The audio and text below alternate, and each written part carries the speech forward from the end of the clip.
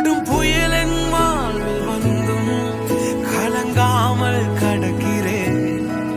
பெரும் இடிகள் வாழ்வில் விழுந்தும் அசையாமல் நிற்கிறேன். பெரும் கடல்கள் தாண்டி தாண்டி மீண்டும் மிதக்கிறேன். என் கப்பலின் அடித்தட்டு என் இயேசு இருக்கிறார்.